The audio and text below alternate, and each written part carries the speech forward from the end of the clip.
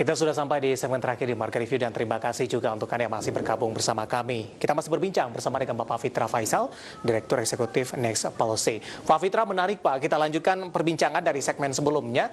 Dari pandangan Anda, apa yang menyebabkan pemerintah dinilai ini kurang fokus mungkin ya, atau mungkin dalam hal ini tidak memberikan perhatian seperti yang dilakukan untuk kepada kelas menengah ke bawah, terutama dari sisi fiskal yang Anda sebutkan tadi? Kelas menengah ke bawah selama ini memang menjadi fokus perhatian dari pemerintah ya, terutama memang karena selama beberapa periode bahkan beberapa dekade cenderung ditinggalkan gitu ya. Kan dulu kita bicara mengenai konglomerasi, fokus di konglomerat bahkan tahun 1998 yang di bailout pertama kali adalah sektor perbankan, which is yang mana kita sebenarnya menyelamatkan konglomerasi juga gitu. Dan ini ada perubahan paradigma gitu, yang mana itu bagus karena semakin dekat dengan rakyat. Tetapi juga tidak kalah penting adalah selain pendekatan atau ya kalau saya bicara ini pendekatan yang populis ya, kita juga harus bisa melihat pendekatan yang lebih teknokratis ya, lebih empiris gitu ya, mana yang juga penting untuk perekonomian.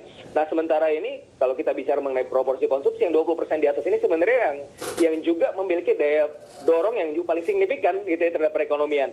Tetapi kan kita bicara mengenai trade off, uangnya terbatas. Ini yang diprioritaskan lebih dulu yang mana? Pemerintah memilih masyarakat bawah. Saya juga sepakat karena memang ya ini mereka memang perlu diselamatkan.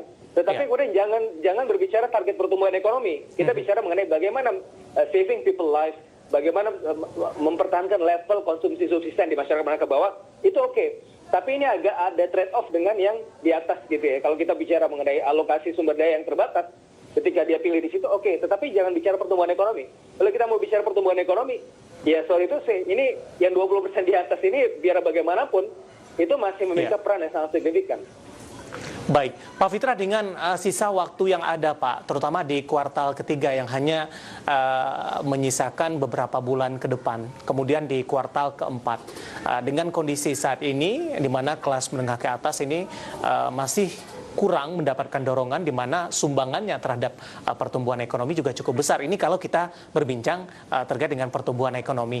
Apakah ini masih belum terlambat, Pak Fitra, untuk mendongkrak dari kelas menengah ini, terutama dari pertumbuhan ekonomi di kuartal 3 yang tinggal beberapa bulan ke depan, kemudian di kuartal keempat, dan kalau kita berbincang juga untuk di sepanjang tahun 2020 ini? Tidak ada kata terlambat, Mas David, meskipun di kuartal ketiga ini tinggal sebentar lagi, dan saya rasa kemungkinan besar kita juga akan masuk ke wilayah resesi. Karena kuartal 3 ini kemungkinan besar juga akan negatif ya. Tetapi kita masih punya peluang di kuartal keempat. Kalaupun di kuartal keempat kita juga masih negatif, artinya sepanjang tahun ini masih negatif gitu. Forecast di tahun 2021 sebenarnya jauh lebih positif ya. Forecast dari Fitch, forecast dari IMF, itu rata-rata di atas 5%. Artinya kemungkinan kita untuk bonding itu cukup tinggi.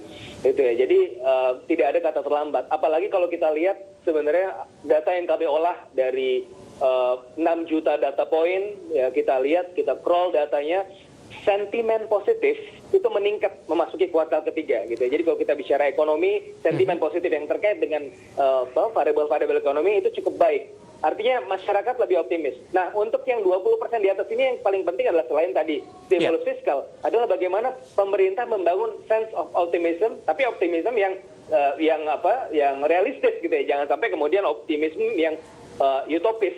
Nah, ini yang akan bisa mempengaruhi kecenderungan spending mereka di jangka menengah dan panjang. Nah, ini yang juga perlu diperhatikan.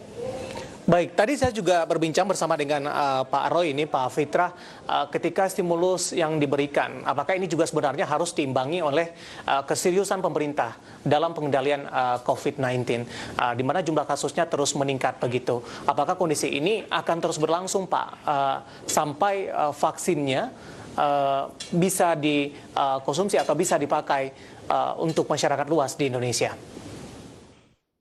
Iya. Saya sangat sepakat bahwa mitigasi pandemi ini adalah salah satu faktor krusial, bahkan focal point dari kemungkinan resesi tahun 2020 ini. Karena apa? Karena beberapa skenario pertumbuhan ekonomi yang kami jalankan itu sangat tergantung pada pandeminya itu bisa melandai kapan.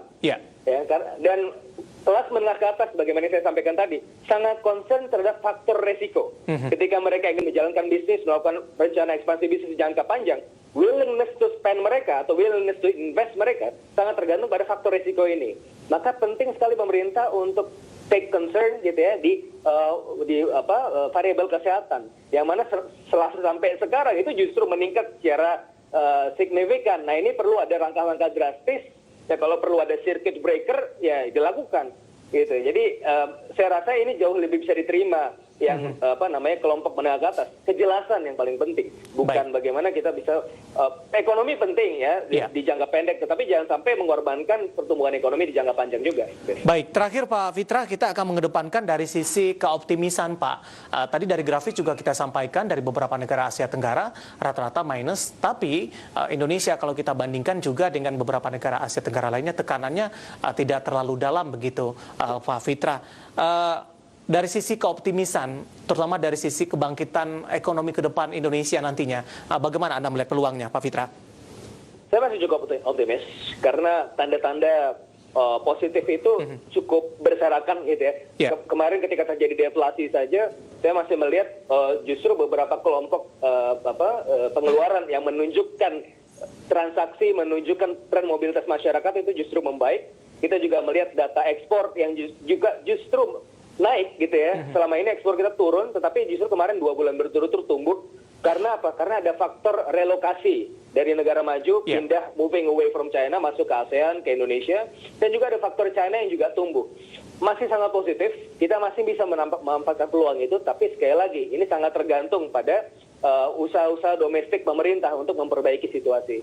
Baik, Pak Fitra, terima kasih sudah bergabung bersama kami di Market Review. Pak Fitra, semoga yang kita bahas bisa menjadi rekomendasi ini ataupun juga referensi bagi pemirsa IDX Channel, bagi investor dan juga trader di Bursa Efek Indonesia. Terima kasih Pak Fitra, sehat selalu Pak. Sama-sama Mas David. Baik, ada Bapak Fitra Faisal, Direktur Eksekutif Next Policy. Dan perbincangan tadi mengakhiri kebersamaan kita di Market Review kali ini. Akhirnya saya Devi San Oval dan seluruh kerabat kerja bertugas mengucapkan terima kasih dan sampai berjumpa kembali.